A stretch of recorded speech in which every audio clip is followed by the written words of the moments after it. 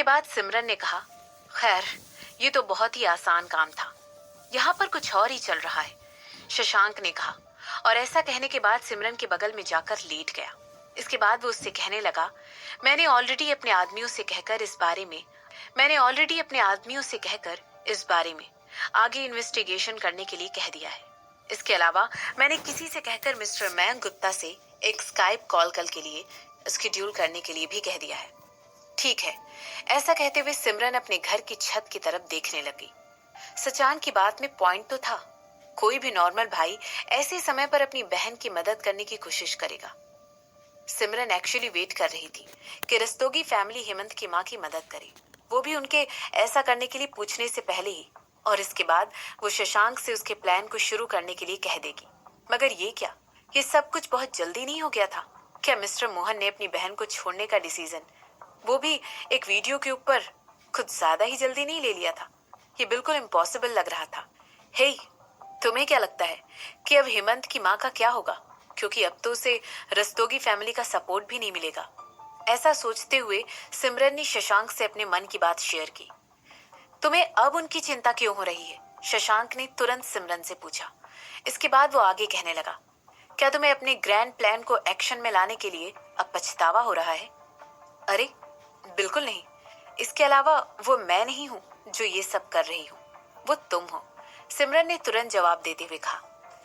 खैर, तुम ब्रेन हो और मैं प्राण, क्या हम दोनों एक दूसरे के लिए बिल्कुल परफेक्ट नहीं है?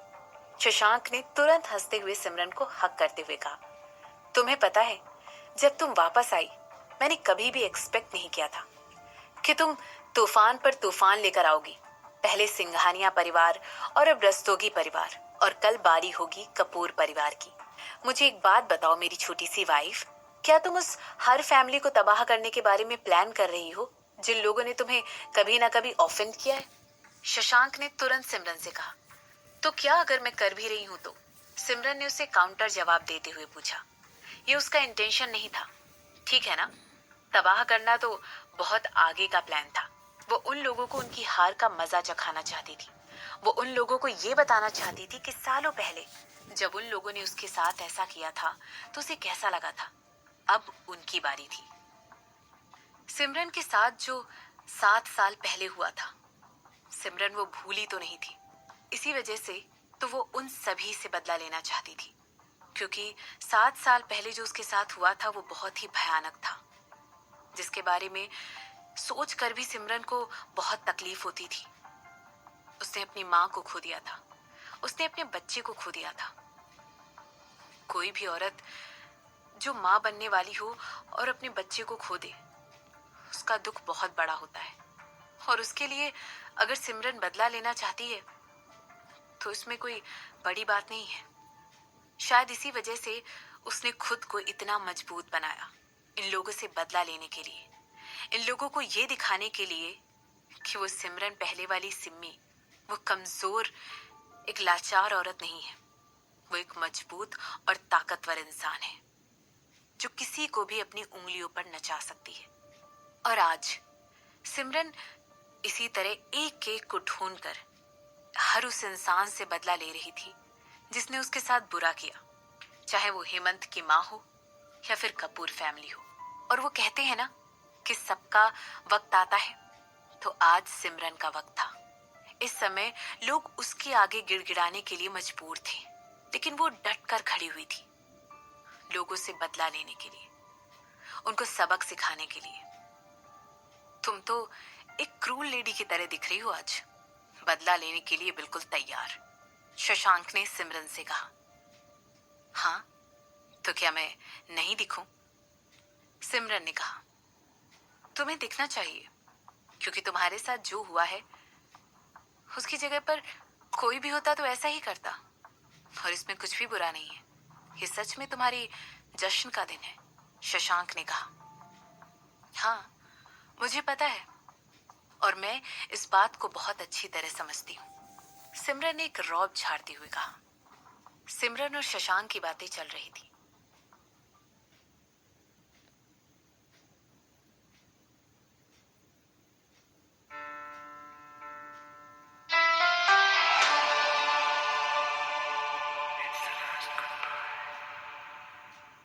उदयपुर के हॉस्पिटल का सीन। जो चुप्पी इस समय हेमंत की माँ का स्वागत कर रही थी, वो किसी का भी दिल आराम से दहला सकती थी। जैसे ही वो अपने भाई के रूम में चलकर अंदर गई, ऐसा लग रहा था उन्हें सुबह की ठंडी हवा की ओस की बूंदें अपनी स्किन पर महसूस हो रही थी। मगर ये उनकी आत्मा को शांति देने वाली हवा नहीं थी, बल्कि उस साइलेंस की वजह से उनके ऑलरेडी बौखलाए हुए दिमाग पर और ज्यादा प्रेशर आ रहा था। इसके बाद उनका दिल मानो कोई अलग ही रेस करने लगा था और वो वहां पर खड़े होकर अपने पिता के शब्दों का वेट करने लगी। वो वेट करने लगी कि वो उन्हें उनके पास आकर दिलासा देंगे और उनकी सिमरन से डील करने में मदद करेंगे। लेकिन अनफॉर्चुनेटली उनकी सारी उम्मीदें उस खामोशी के साथ ही दब कर रह गई। मैं इस बारे में सच का पता लगा कर रहूंगा, लेकिन अभी के लिए सब लोग रस्तोगी मेंशन वापस चलो और हम लोग यहाँ पर रहकर मोहन के जागने का इंतजार करेंगे। बूढ़े मिस्टर रस्तोगी ने अपनी सीट से उठते हुए कहा। पिताजी, लेकिन इस वीडियो का क्या? हेमंत की माँ ने पूछा। उनका प्लान था कि वो ऐसा दिखाएं कि उन्हें ये बात नहीं पता है कि कौन उन्हें ब्लैकमेल कर रहा था। वो चाहती थी कि उन्हें अपने पिता की सिंपैथी मिल जाए और साथ ही साथ उनकी मदद भी। जैसे ही वो अपने आदमियों को ये पता लगाने के लिए भेज देंगे कि किसने उस वीडियो को इस तरह वायरल किया है, वो तुरंत उन्हें शशांक के बारे में बता देंगी। वो उन्हें बता देंगी कि किस तरह शशांक सिमरन की इन सब मामलों में मदद कर रहा है। उनके बूढ़े पिताजी के कनेक्शन अभी भी कई सारी गवर्नमेंट एजेंसीज में थे। इसी वजह से उनके लिए शशांक के बिजनेस को ठप कर देना बहुत ही आसान होने वाला था और ये सिमरन के लिए एक वार्निंग का काम भी करने वाला था। इस समय वो बस यही आशा कर रही थी कि उनके भाई मिस्टर मोहन अभी थोड़े दिन तक बेहोश ही रहे। इस वजह से जो कुछ भी 7 साल पहले हुआ था उस बारे में किसी को भी नहीं पता चलता और इस काम को खत्म करने के लिए हेमंत की माँ अपने पति मिस्टर रायचंद की मदद लेकर अपने भाई को चुप कराने वाली थी। नहीं नहीं, वो अपने भाई को मारने वाली नहीं थी और ना ही इस बारे में अपने पति से कहने वाली थी, लेकिन वो किसी ऐसे तरीके का पता लगाने में उनकी मदद जरूर लेने वाली थी जिससे उनके भाई को कई दिनों तक होश न आए। जैसा कि उनके पिता बूढ़े मिस्टर रस्तोगी ने सबको इंस्ट्रक्शन दिए थे कि सब लोगों को घर जाकर मिस्टर मोहन के जागने का इंतजार करना चाहिए। लेकिन हेमंत की माँ को काफी डिसअपॉइंटमेंट हुआ था, क्योंकि उन्होंने एक बार भी इस वीडियो के बारे में उनसे और जानकारी लेना जरूरी नहीं समझा था। इसके बजाय उन्होंने उनसे आराम करने के लिए कहा और साथ ही ये भी कहा कि वो उनसे अगले दिन बात करेंगे। इस वजह से हेमंत की माँ और भी ज्यादा गुस्से में उबल रही थी। इस समय उनके पिता बहुत ही ज्यादा सतर्कता बरत रहे थे। वो आसानी से बिना सारी सच्चाई को जाने उनकी बात मानने वाले नहीं थे। वो उस तरह के इंसान थे जो कि किसी भी बात और बुरी साइड दोनों को एक्शन लेने से पहले देखते थे, तौलते थे और तब कहीं जाकर उस पर एक्शन लेते थे। हेमंत की माँ को अपने फादर की ये साइड बहुत पसंद थी। आखिरकार कौन एक सतर्क और स्मार्ट आदमी को पसंद नहीं करता। उन्हें अपने जैसा पिता पाकर बहुत ज्यादा प्राउड फील होता था। हालांकि इस समय उनके दिमाग में ये सारी फीलिंग नहीं आ रही थी। उनके पिता को ये सब डिसाइड करने के लिए और एक प्लान बनाने के लिए कुछ टाइम चाहिए था और वही टाइम इस समय हेमंत की माँ के पास नहीं था। अपने दिमाग में यही सब सोचते हुए हेमंत की माँ ने मिस्टर रायचंद को कॉल करने की कोशिश की, लेकिन अनफॉर्चुनेटली उनका फोन स्विच ऑफ था। इसके बाद जब उन्होंने राजवंशी परिवार से किसी को कॉल करने की कोशिश की तो उन्हें पता चला कि वो लोग अभी भी जर्मनी में हैं और कुछ घंटों के बाद उनकी वापस उदयपुर के लिए फ्लाइट थी। फ्लाइट को वहां पर लैंड होने में अभी भी 9 घंटे से ऊपर थे। इसीलिए उनके परिवार में से भी कोई आगे कुछ टाइम के लिए उनके कॉल आंसर करने वाला नहीं था। हेमंत की माँ अपने मुंह से अपशब्द निकलना रोक नहीं पा रही थी और ना चाहते हुए भी उनके मुंह से गंदी गंदी गालियां निकल रही थी। उनकी दोस्त मिसेस जानकी एक बहुत ही जानी मानी डॉक्टर थी और लगभग हर हॉस्पिटल में उनके अच्छे खासे कनेक्शन थे। यही वजह थी कि जब हेमंत की माँ के दिमाग में इस मैटर की बात आई तो उन्होंने सोचा कि वो इस समय कांटेक्ट करने के लिए बिल्कुल परफेक्ट इंसान रहेंगी। लेकिन कहीं ना कहीं उन्हें ये भी लग रहा था कि वो उन्हें कुछ भी मिस्टर मोहन के साथ हुआ था उस बारे में नहीं बताएंगी, क्योंकि उन्हें अच्छी तरह पता था कि मिसेस जानकी उनके भाई को कितना प्यार करती थी। इसीलिए उन्हें यकीन था कि वो औरत उनके प्लान में शामिल होकर मिस्टर मोहन को बेहोश रखने के लिए कभी राजी नहीं होगी। ये सोच सोच कर हेमंत की माँ अंदर ही अंदर उस रूम में घुटने लग गई। वो सोचने लग गए कि आखिर कोई दूसरा प्लान क्या हो सकता है जिससे वो अपने भाई को चुप करा सके। और तभी उनके दिमाग में एक आइडिया आया। उन्होंने तुरंत तरुण का नंबर डायल किया। 2 रिंग बजने के बाद उसने फोन उठाया। इस समय उसकी आवाज बिल्कुल मदहोशी वाली आ रही थी। वो जानती थी कि इस समय तक तरुण ऑलरेडी सो चुका होगा, लेकिन इस समय उनके पास उससे माफी मांगने का टाइम नहीं था। उन्होंने तुरंत अपने प्लान के बारे में उसे सब कुछ बता दिया और उससे कहा कि वो उसके अकाउंट में तुरंत कुछ पैसा ट्रांसफर करवा देंगी ताकि वो अपने भले के लिए ये शहर और यहाँ तक कि ये देश तक छोड़कर चले जाए, क्योंकि जो कुछ भी वो आगे करने वाला था इसके बाद उसे ऐसा करने की जरूरत पड़ने वाली थी। इसके रिस्पॉन्स में तरुण तुरंत उनकी बात मान गया और उन्हें दिलासा देने लगा कि जो कुछ भी उन्होंने कहा है वो हो जाएगा और सब कुछ पहले की तरह ठीक हो जाएगा। इसके बाद उसने तुरंत कॉल कट कर दी। हेमंत की माँ खुद को मुस्कुराने से रोक नहीं पा रही थी और वो सोचने लगी कि तब क्या होगा जब तरुण उनके प्लान को अच्छी तरह अंजाम दे देगा। और इस तरह वो रात उनके सपनों में खोने के साथ साथ खत्म हो गई। उन्हें पूरा कॉन्फिडेंस था कि उनके पिता सिमरन को सबक सिखाने में उनकी मदद जरूर करेंगे। 1 अगस्त मंडे सुबह के 8 बज चुके थे और एक बड़ी न्यूज ने कपूर इंडस्ट्रीज को हिला कर रख दिया था। उनकी कंपनी का दूसरा biggest share holder Verma industries ने अपने शेयर बहुत ही कम दामों पर बेचने शुरू कर दिए थे। इस न्यूज को सुनकर मिस्टर कपूर और उनका बेटा ऋत्विक दोनों ही घबरा गए थे। आज तो मिस्टर कपूर का हैप्पी बर्थडे होने वाला था, मगर इस दिन की शुरुआत इतनी खुशी से नहीं हुई थी जैसा कि उन्होंने एक्सपेक्ट किया था। उन्होंने अपने दिन की शुरुआत गुस्से से तमतमा कर की थी। ये सब कुछ तुम्हारी गलती है, मिस्टर कपूर ने तुरंत मिसेस कपूर को जैसे ही वो उस रूम में एंटर हुए तुरंत डांटते हुए कहा। मिसेस कपूर अभी भी अपने पायजामा पहनकर बेड में लेटी हुई थी। मैंने क्या किया? मैं मिसेस कपूर अपनी बात खत्म भी नहीं कर पाई थी कि तभी मैंने ऑलरेडी तुमसे कहा था कि तुम सिमरन को कॉल करके उससे तुरंत माफी मांग लो। अगर तुम्हें उसके सामने गिड़गिड़ाने की भी जरूरत पड़े तो तुम ऐसा करोगी। अब शशांक वर्मा कपूर इंडस्ट्रीज को तुम्हारी बेवकूफी की वजह से टारगेट कर रहा है। चिल्लाते हुए उन्होंने अपनी उंगली अपनी वाइफ की तरफ करते हुए कहा।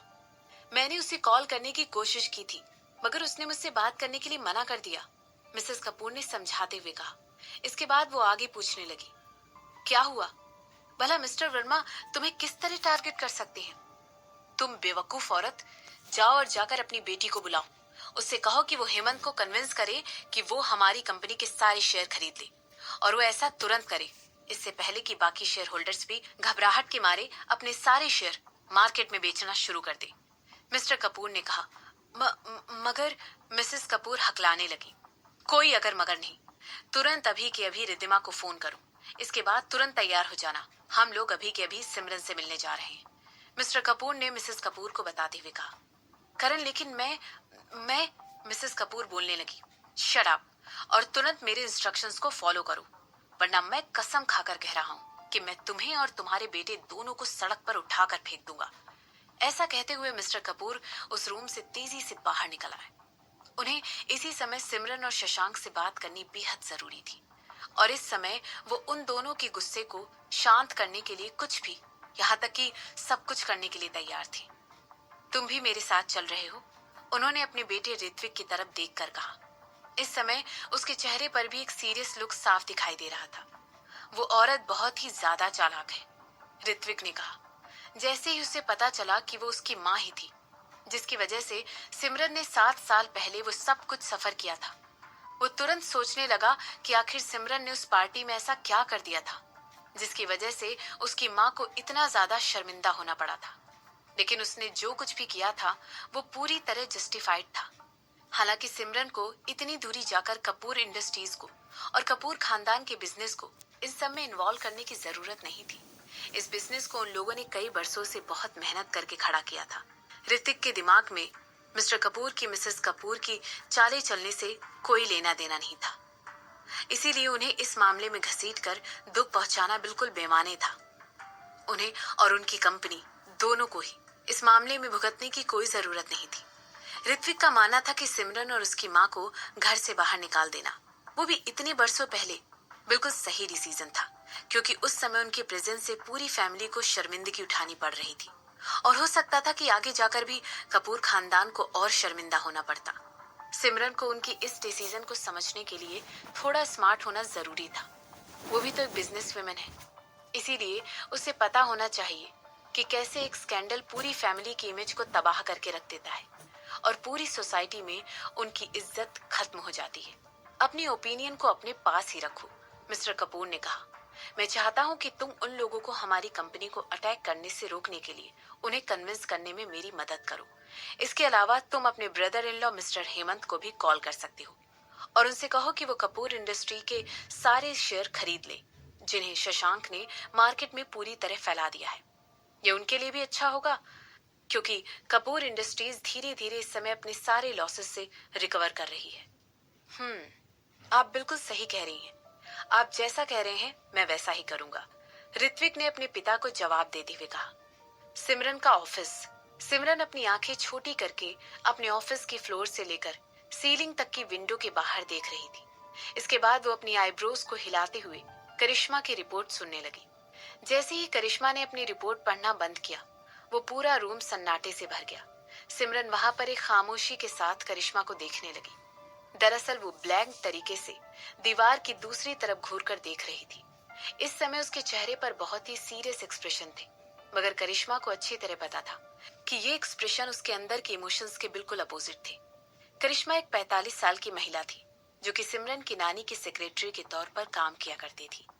जब से सिमरन की नानी ने रिजाइन किया था और ये कंपनी सिमरन के हाथ ट्रांसफर कर दी थी, उसके बाद से ही करिश्मा उस कंपनी की पीआर मैनेजर बन गई थी। उसका प्रमोशन हो गया था। जब शिफाली को चोट लगी और वो सिमरन की मदद करने में नाकाम हो गई, तो ये बात ऑब्वियस थी कि करिश्मा से बेहतर कोई इंसान शिफाली के टेम्पररी रिप्लेसमेंट का हिस्सा नहीं बन सकता था। आखिरकार इस कंपनी में कई सालों से थी। उसे इस कंपनी को चलाने का बहुत अच्छा एक्सपीरियंस था। क्या तुम मेरे फोन पर हेमंत की माँ की फिंगरप्रिंट ले पाई? कुछ मिनटों की चुप्पी के बाद सिमरन ने पूछा। वो उस समय की बात कर रही थी जब हेमंत की माँ की सिमरन के साथ एक सरप्राइज मीटिंग हो गई थी, जबकि वहां पर गिरीश को एक्सपेक्ट कर रही थी। उस समय हेमंत की माँ ने सिमरन के फोन को टच कर लिया था क्योंकि सिमरन ने उन्हें उनका ही दूसरा वीडियो दिखा दिया था। यस मैम, करिश्मा ने जवाब दिया। तो उसे शशांक को भेज दो, उसे पता है उसके साथ क्या करना है। अब क्योंकि हेमंत के पिता एक प्रेस कॉन्फ्रेंस बुला ही रहे हैं, तो क्यों ना उन्हें उनकी दूसरी वीडियो को रिलीज करके सरप्राइज कर दिया जाए। देखते हैं क्या वो इसको भी मना कर पाएंगे, सिमरन ने मुस्कुराते हुए कहा। ये बात तो बिल्कुल साफ थी कि उसका दिमाग इस समय कहीं और ही था।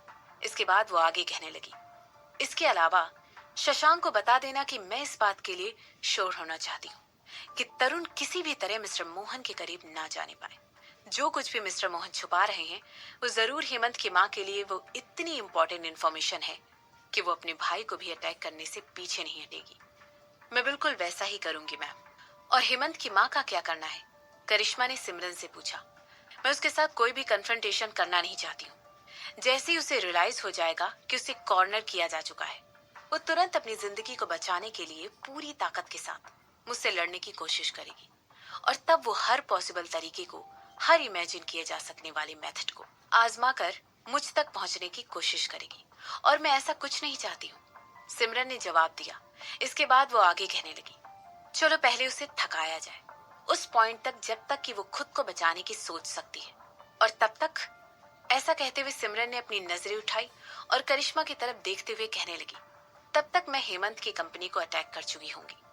इसके रिस्पॉन्स में करिश्मा ने सिर हिलाया, जैसा कि सिमरन की सोच से और उसकी नानी की दी हुई शिक्षा से एक्सपेक्टेड था। सिमरन एक ऐसी लड़की थी जो कि अपनी नानी से भी ज्यादा खतरनाक थी। यहाँ तक कि सिमरन उस खानदान के किसी भी ऐसे इंसान से ज्यादा खतरनाक थी जो उसके पहले आए थे। जो एक बात उसकी नानी में और सिमरन में से मिली थी वो ये थी कि उन दोनों ही औरतों के पीछे बहुत ही पावरफुल आदमियों का हाथ था, जो उनके पीछे खड़े होकर आखिरी दम तक उनकी मदद करते रहे और उन्हें अपनी रानी की तरह ट्रीट करते रहे। बल्कि अगर सही तरह से कहा जाए तो वो पावरफुल आदमी उन्हें अपनी जिंदगी की तरह ट्रीट करते रहे।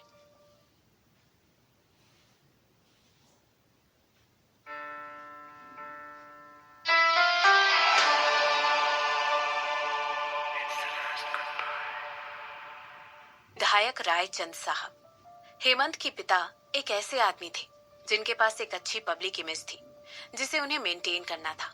और क्योंकि वो अपनी कंपनी से रिटायर हो चुके थे, इसीलिए उन्होंने अपनी ज्यादातर एनर्जी अपनी रेपुटेशन को बनाने में लगा दी। लोगों की नजरों में वो एक जेंटल और समझदार मेंबर ऑफ सोसाइटी थे, और इसी वजह से मिस्टर रायचंद उन 30 लोगों में से एक थे जिन्हें उदयपुर के लेजिस्लेटिव काउंसिल द्वारा इलेक्ट किया गया था। अब क्योंकि वो एक रिटायर्ड बिजनेसमैन थे, इसीलिए उन्होंने कमर्शियल सेक्टर को रिप्रेजेंट करने के लिए चुना। एक बार फिर वो वीडियो फेक है। आजकल मासूम लोगों को घेरे में लेने का ये एक नया धंधा बन चुका है। आजकल टेक्नोलॉजी के जरिए किसी के ऊपर किसी मासूम इंसान का चेहरा लगाकर एक वीडियो तैयार कर लेना बहुत ही आम बात है। ये बात तो बिल्कुल सच है कि वो लोग मुझे शर्मिंदा करना चाहते हैं, वो लोग मुझ पर अटैक करना चाहते हैं, और ऐसा करने के पीछे उनका सिर्फ और सिर्फ एक मकसद है कि वो नहीं चाहते कि मैं आगे बढ़कर इस सोसाइटी का और लोगों का भला करूं और इन लालची कारपोरेशन को सबके सामने एक्सपोज करूं। ऐसा कहते हुए मिस्टर की आवाज बिल्कुल शांत थी। उनके चेहरे की तरह उसमें भी कोई हलचल दिखाई नहीं दे रही थी। उनके सही सही शब्द सीधे लोगों के दिलों को छू गए, जो वहां पर बैठकर अपने सामने लाइव प्रेस कॉन्फ्रेंस देख रहे थे। मिस्टर रायचंद को एक ऐसे इंसान के तौर पर जाना जाता था जो कि उन कंपनियों से पंगा लेने के लिए हमेशा तैयार रहते थे, जो उदयपुर के कानून को नहीं मानती थी, लेकिन वो कभी भी वो उनका दुख नहीं देख सकते थे। उनके शब्दों के जरिए ये बात साफ जाहिर हो रही थी कि वो भीड़ को अपना बनाने में विश्वास रखते थे। मिस्टर रायचंद का नेचुरल चार्म तुरंत ही पब्लिक तक पहुंच गया और पब्लिक तुरंत उनके साथ सिंपैथी दिखाने लग गई। और ऐसा इसलिए था क्योंकि मिस्टर रायचंद के कुछ उसूल थे और इन्हीं की वजह से वो लालची कारपोरेशंस का टारगेट बनकर रह गए थे। विधायक रायचंद जी, तो क्या आप ये कहना चाहते हैं कि आपसे दुश्मनी निभाने के लिए आपके दुश्मन इस हद तक गिर गए कि वो आपको इस तरह जलील करने लगे? तो क्या आप ये सोच रहे हैं कि इन्होंने ये सब कुछ आपको रिटायर करने के लिए किया है? एक लंबे से रिपोर्टर ने मिस्टर रायचंद से सवाल किया। वैसे देखा जाए तो ऐसा हो सकता है। मैं जनरल चेंबर ऑफ कॉमर्स का मेंबर हूँ। जाहिर सी बात है, मेरे भी कुछ पावरफुल दुश्मन तो हर जगह ही होंगे, मिस्टर रायचंद ने अपना सिर हिलाते हुए कहा। विधायक मिस्टर रायचंद जी, आपको ऐसा क्यों लगता है कि उन लोगों ने इस बात के लिए आपकी वाइफ को भी टारगेट किया है? क्या आपको ऐसा लगता है कि उन्होंने भी उनसे पंगा लेने की कोशिश की या उन्हें ऑफेंड करने की कोशिश की? एक और पत्रकार ने पूछा। ये लोग ना सिर्फ मेरे नाम को बर्बाद करना चाहते हैं, बल्कि इस पूरी साजिश में मेरी फैमिली को भी शामिल करना चाहते हैं। मुझे ये देखकर जरा सा भी सरप्राइज नहीं हो रहा है कि लोगों ने मेरी वाइफ पर भी अटैक करने के लिए जरा सा समय नहीं लगाया, मिस्टर रायचंद ने तुरंत अपनी पत्नी को सपोर्ट करते हुए कहा। इसके बाद वो कॉन्फ्रेंस ऐसे ही चलती रही और मिस्टर रायचंद सब लोगों के सवालों का जवाब देते रहे। जब वो ऐसा कर रहे थे, तब अचानक ही सब लोगों के फोन में कुछ नोटिफिकेशन रिसीव होना शुरू हो गए थे। इसे देखकर मिस्टर रायचंद की आईब्रोज तुरंत हिलने लगी, क्योंकि उनकी आंखों के सामने ही सारे रिपोर्टर्स अपने फोन की तरफ देख रहे थे। आखिर ऐसा क्या हुआ था? क्या कहीं और कोई दूसरी इमरजेंसी आ गई थी? विधायक मिस्टर रायचंद जी, आप इस दूसरी वीडियो के बारे में क्या कहना चाहेंगे, जो भी थोड़ी देर पहले ही पोस्ट की गई है? एक रिपोर्टर ने पूछा। विधायक साहब, इस बार फोकस पूरी तरह आपके और आपकी वाइफ के चेहरों पर है। क्या आप अभी भी इस बात को झुटलाएंगे कि आप आदमी और औरत में कोई फर्क नहीं करते, खासकर तब जब बात उनके साथ सोने की आती है? एक दूसरे रिपोर्टर ने पूछा। विधायक जी, यहाँ तक कि इस वीडियो में तो आप दोनों की आवाजें तक हैं, तो क्या अब आप ही कहना चाहेंगे कि उन लोगों ने आपकी आवाज भी बनाकर इस वीडियो में डाल दी है? एक तीसरे रिपोर्टर ने सवाल किया। इन सारे सवालों को सुनते ही मिस्टर रायचंद की आंखें सबको देखकर बड़ी होकर खुल गई और वो आगे कहने लगे। मुझे मैं समझ नहीं पा रहा हूँ कि आप लोग किस बारे में बात कर रहे हैं। हकलाते हुए ऐसे पूछने के बाद उन्होंने तुरंत अपने एक असिस्टेंट को वो वीडियो उनके फोन पर चलाकर दिखाने के लिए कहा। उस वीडियो में मिस्टर रायचंद एक अपने से छोटे आदमी और औरत के साथ दिखाई दे रहे थे। वो सभी आपस में एक किंग साइज बेड पर एंजॉय कर रहे थे। वहीं मिसेस रायचंद उनसे कुछ फीट की दूरी पर बैठकर इस हसीन नजारे का लुत्फ उठा रही थी। इस बार उन सभी लोगों के चेहरे और आवाज इतनी क्लियर थी कि कोई भी आसानी से उस वीडियो को देखकर उन्हें पहचान लेता। विधायक जी, तो क्या ये दूसरी चाल है आपको रिजाइन करने के लिए मजबूर करने की? एक रिपोर्टर ने पूछा। मिस्टर विधायक, ये आपके साथ वीडियो में जो और लोग मौजूद हैं, वो लोग कौन हैं? क्या ये कहना ठीक रहेगा कि आप अपनी जरूरतों को पूरा करने के लिए लोगों को पैसा देकर बुलाकर मजे लेते हैं? एक दूसरे रिपोर्टर ने पूछा। इसके बाद वहां पर बैठे सारे रिपोर्टर्स के जरिए बहुत ज्यादा अग्रेसिव क्वेश्चंस आने लगे और वहां पर मौजूद हर रिपोर्टर ऑलरेडी अपनी सीट पर खड़ा होकर मिस्टर रायचंद के चेहरे का क्लियर शॉट ले रहा था। यहाँ तक कि उनमें से कुछ तो धीरे धीरे उनकी तरफ बढ़ रहे थे। विधायक साहब, आपने ये सब कितने पहले करना शुरू किया और आपकी वाइफ ने आपको इस तरह देखना कब से शुरू कर दिया? एक रिपोर्टर ने आगे बढ़ते हुए पूछा। इस समय मिस्टर रायचंद की होश पूरी तरह पाख्ता हो चुकी थी। उन्होंने तुरंत अपनी मुट्ठी बांधी और एक गहरी सांस लेते हुए बोलने लगे। ये वीडियो भी फेक है। इस वीडियो को सिर्फ और सिर्फ इसलिए बनाया गया है ताकि मेरा और मेरी फैमिली का नाम मिट्टी में मिलाया जा सके। हम लोगों को बदनाम करने के लिए ये फेक वीडियो बनाया गया है। और अगर मैं कहूं कि हमारे पास उस होटल में आपके चेक इन की जानकारी है तो? पीछे से एक आवाज में वहां पर मौजूद हर किसी को चुप कराते हुए कहा। जिस इंसान ने ये वीडियो पोस्ट की है उसी ने होटल के चेक इन की डेट और वहां की सीसीटीवी फुटेज, जिसमें आप और आपकी वाइफ दोनों होटल रूम के अंदर कुछ यंग लोगों के साथ घुस रहे हैं, इस जानकारी को भी पोस्ट किया है। तो क्या आप इन सारी बातों को झुटलाने वाले हैं? एक अजनबी आवाज ने पीछे से कहा। जैसे ही वहां पर मौजूद एक दूसरे रिपोर्टर ने देखा कि ये सब सुनकर मिस्टर रायचंद का चेहरा पूरी तरह पीला पड़ चुका है, वो भी आगे पूछने लगा। विधायक जी, तो क्या आपकी खामोशी का मतलब ये है इस वीडियो में जो आदमी दिखाई दे रहा है वो आप ही हैं? विधायक जी, हमें जवाब दीजिए। इस शहर की जनता सच जानना चाहती है। एक विधायक होने के तौर पर आपकी इमेज बहुत ही ज्यादा इम्पोर्टेंट है, क्योंकि यही वो लोग हैं जिन्होंने आपको इलेक्ट किया है।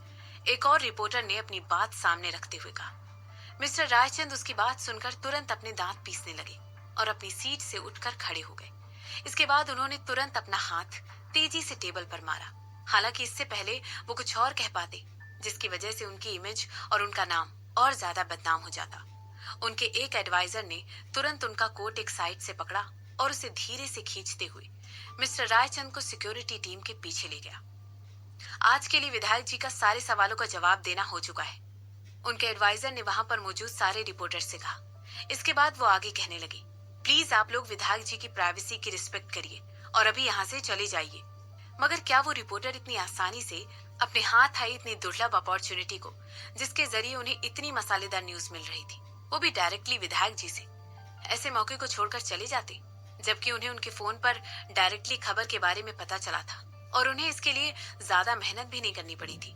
विधायक जी, क्या आप अभी भी इस बात को झुटलाएंगे कि वो आदमी जो वीडियो में दिखाई दे रहा है वो आप नहीं है? एक रिपोर्टर ने पूछा। विधायक जी, विधायक जी, सारे रिपोर्टर एक साथ चिल्लाने लगे।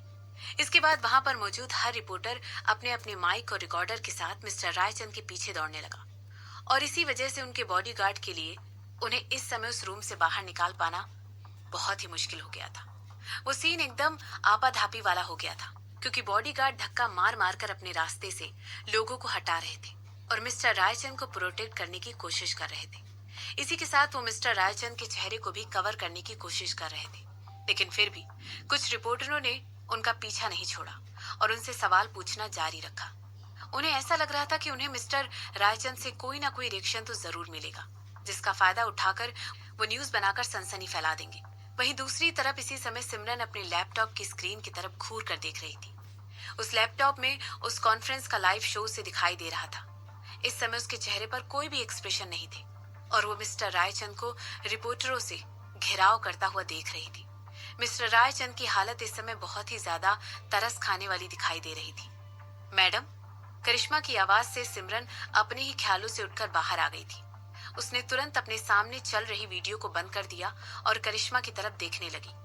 हाँ बोलो, सिमरन ने जवाब दिया। मिस्टर और मिसेस कपूर नीचे खड़े होकर आपसे मिलने की जिद कर रहे हैं। वो अपने बेटे ऋत्विक को भी अपने साथ लेकर आए हैं। उन्होंने मुझसे कहा है कि बहुत ही अर्जेंट मैटर है, इसीलिए मैं उन लोगों को आपसे मिलने दूं। करिश्मा ने सिमरन को बताया। और सिमरन ने अपनी एक आईब्रो उठाकर करिश्मा की तरफ देखते हुए पूछा। जाहिर सी बात है, मैंने उन्हें आपको देखने की अपॉर्चुनिटी को उनके हाथ लगने नहीं दिया। ऐसा कहते हुए करिश्मा एक जानी पहचानी मुस्कान के साथ सिमरन के सामने खड़ी हो गई और आगे कहने लगी, मगर मिस्टर कपूर कह रहे हैं कि वो आपसे बात करने के लिए वहां पर तब तक वेट करेंगे जब तक आप फ्री ना हो जाए। बहुत अच्छी बात है, जाओ जाकर उन्हें बता दो कि आज के लिए मैं अवेलेबल नहीं होने वाली हूँ, क्योंकि आज रात मेरी हस्बैंड के साथ एक डेट है। उनसे कहना कि वो फोकस और कंस्ट्रक्शन के साथ अपनी कंपनी को बचाने में पहले ज्यादा ध्यान दे। ऐसा कहते हुए सिमरन के चेहरे पर कोई शिकन नजर नहीं आ रही थी। पता नहीं किस वजह से सिमरन के दिमाग में उसकी और उसकी माँ की वो यादें, वो दिन जब वो लोग कपूर मिशन में रहा करते थे, सब उसकी आंखों के सामने घूमने लगे और उसका सर पूरी तरह उन यादों से भर चुका था। अब आगे कपूर खानदान का क्या होने वाला था, ये बात तो खुद सिमरन भी नहीं बता सकती थी।